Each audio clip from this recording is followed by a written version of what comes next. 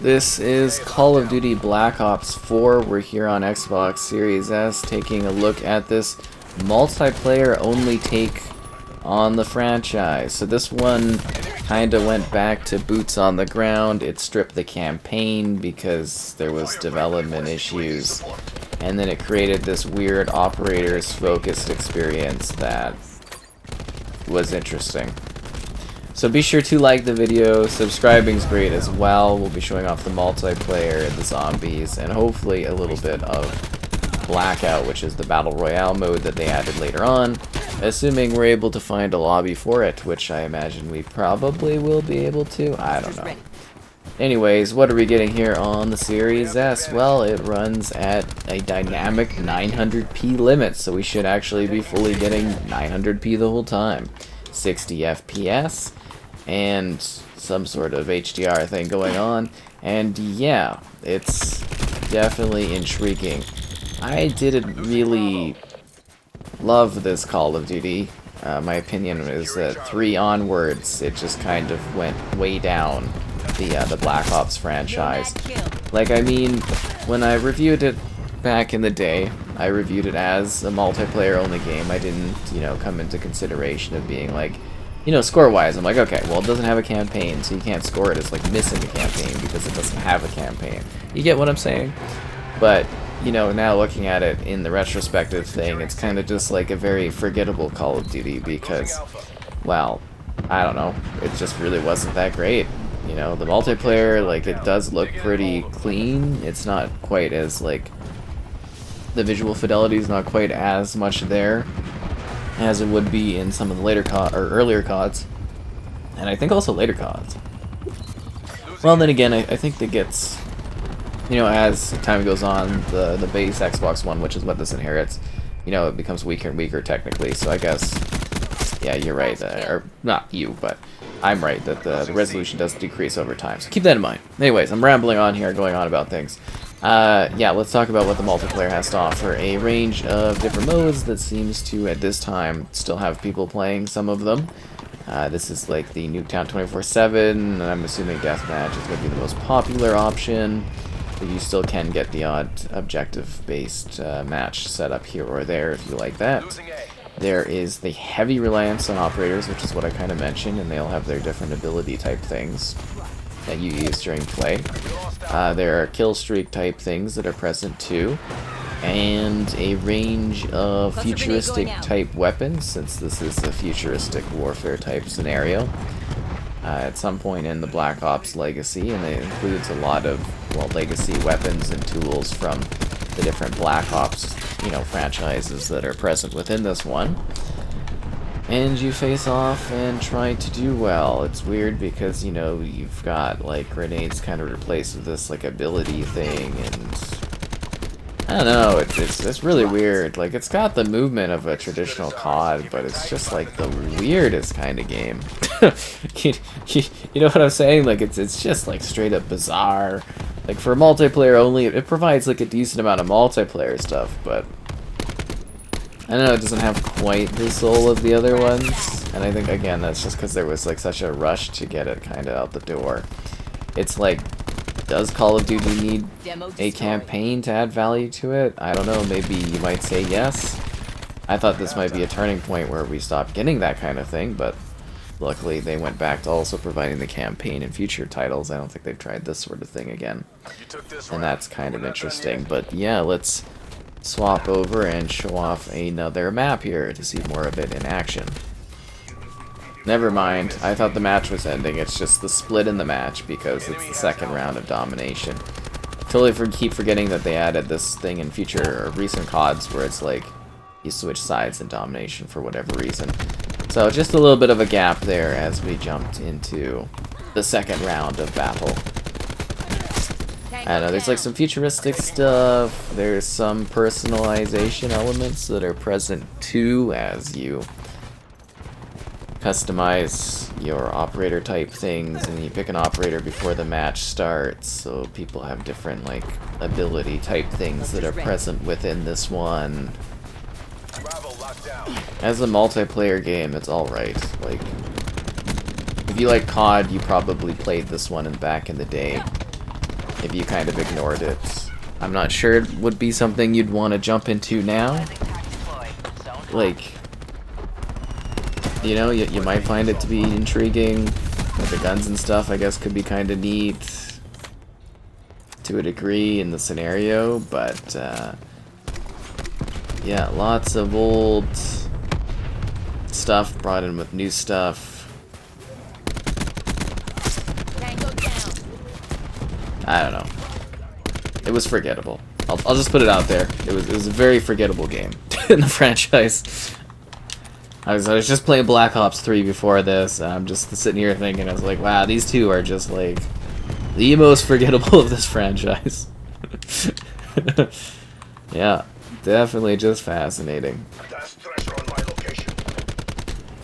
Like, it's not like bad, it's that typical COD bread and butter that you kind of enjoy, but it's just like, I don't know. It's something I played a bit of. I don't think we've really done much streaming of it, actually, as of recent. We just kind of like, this is almost one I just don't really think about. I think the Blackout mode was actually probably the highlight of this, and maybe some of the zombie stuff. I do actually recall quite liking the zombies experience for it. Like I said, as a multiplayer only game, it's got like a healthy amount of like content stuff to it. It's just not as like long-term full of soul and excitement as other CODs would be, just due to the, you know, lacking of regular, you know, that story component that kind of anchors the whole package down, if that makes sense, and kind of gives you more of a long-term thing to think about on top of everything else. But as you can tell, you know, it's got lots of different combative stuff. It's got all these different like kill streak scenarios. Combat flows pretty fast. We can thank this one for really pushing the operators, because that's all we have nowadays in COD, so thanks Black Ops 4 for really getting that going. It accelerated that era. I think this was also like the loot crate era too, so keep that in mind if you want to earn stuff in that regard. Oh, I'm genuinely surprised that other guy didn't die there. That is crazy to me. But you know, you got your kill streaks, you got your leveling stuff, you got your perk things, and your different weapon attachments and personalization. It's got a little bit of everything in that regard. And obviously, I don't know if you've been noticing, but there's the health system. So it's not just like healing yourself. You actually gotta give yourself a good little stab every once in a while. So that's where that excessive stabbing comes from in future COD games, where people constantly have to be like juicing themselves. I think it's the last few actually have that on top of things. And people just totally abuse the self-juicing option in these Call of Duty games, that's for sure. Yeah. It's a good map to show this off. Like the levels, like the visual quality of the levels is pretty good in detail. It's a bit of a weird Nuketown, but you know, when you've done Nuketown like 8 or 9 times, you gotta mix it up a little bit. Securing A.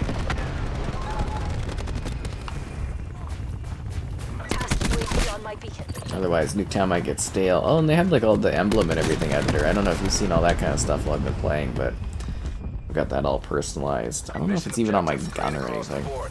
Okay, now we need to show off another map. So here's the continued battle in Black Ops 4.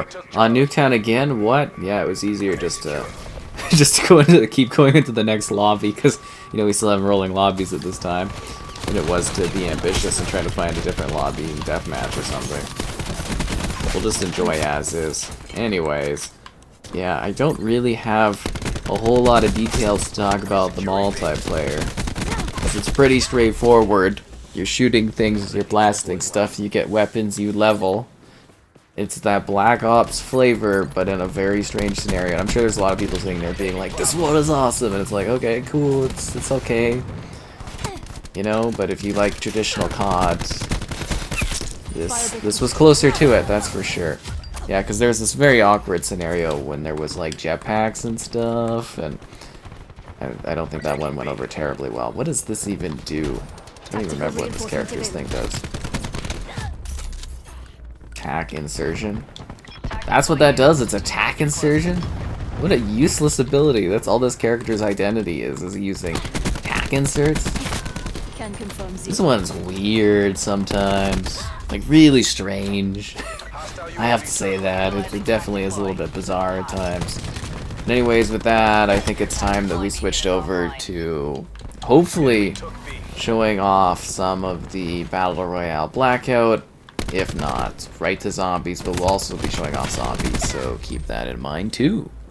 So this is the Blackout mode. Took a very, very long time, but we did actually get into a match with like half the players that we would typically have or something in a battle. Yeah, it's like 53 players. So we are a go. That's kind of cool if you like this sort of thing. It is large-scale action. You can do solos. I think there's like what, duos, quads. We used to play a lot of quads. This is actually pretty impressive for its time. Very vibrant, colorful, large-scale offering with a celebration of the Black Ops franchise history, but in a battle royale setup. Long term, you know, I'm thinking there's a lot of other battle royales that are better out there now, and I think Warzone surpassed this as well. But at the same time, I do think this was a certainly impressive offering from Call of Duty's engine, just showing how versatile it was at the time when it really was not designed for this kind of thing at all. So we're going to be showing this off. The one thing that's nice and beneficial here about the Series S is over the Xbox One version, this actually has a frame rate that is smooth. Oh, this gun, I don't know. This, and maybe this will be better. And it's like a cute little thing.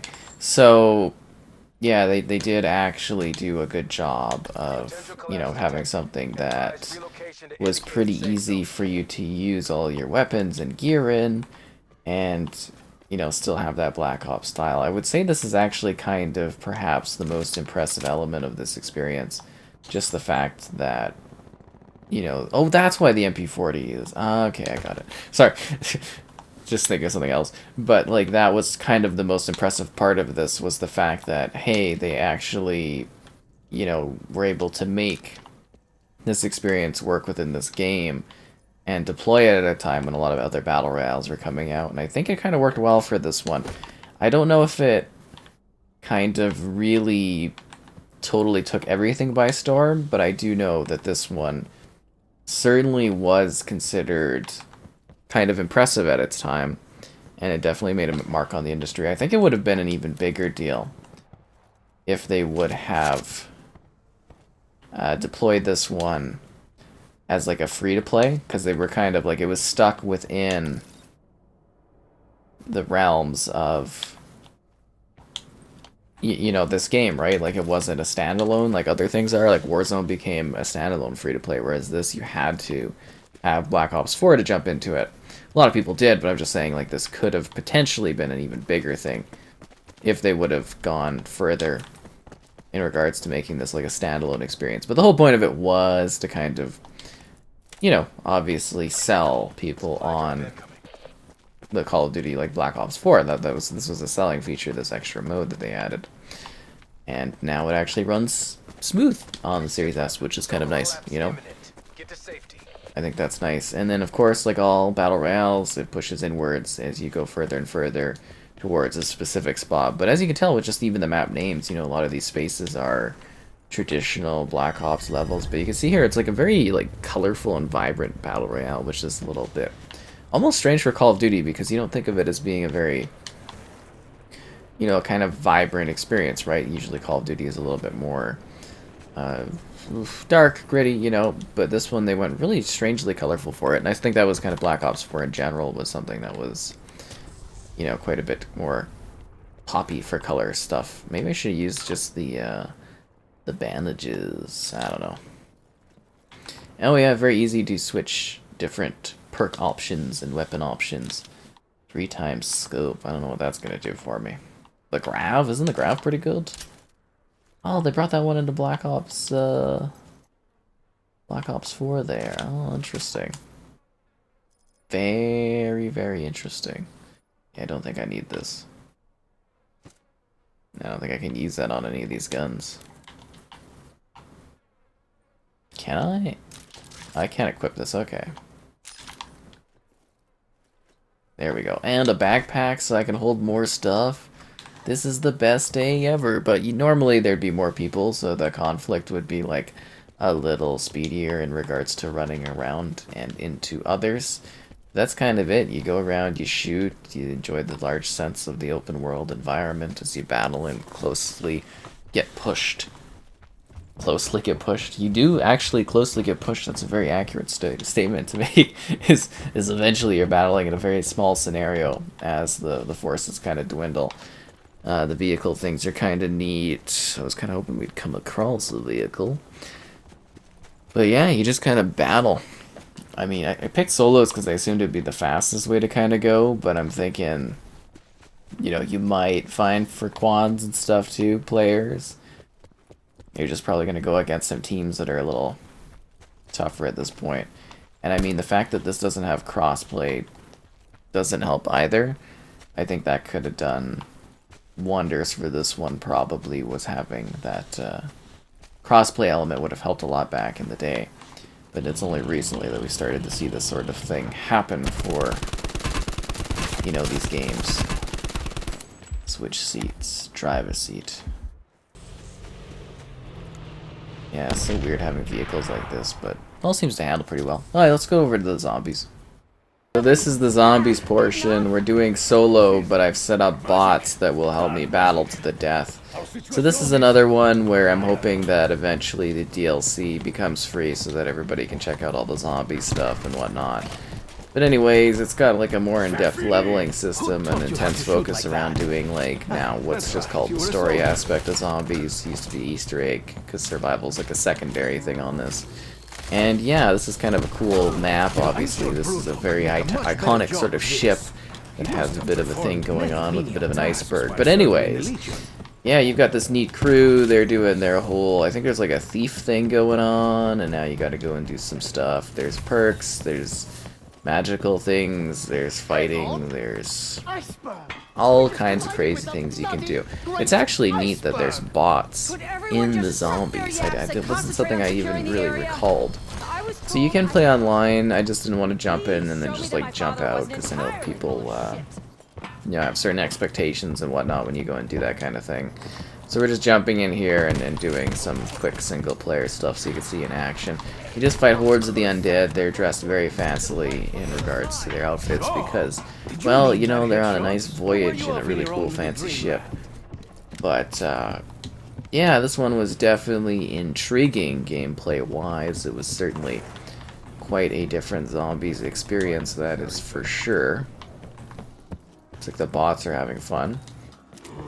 And zombies really is the kind of co-op thing that you could just play over and over again as you survive and try to make it through. Like, visually, it does actually look pretty good, the zombies. I think it looks quite nice, you know, all things considered.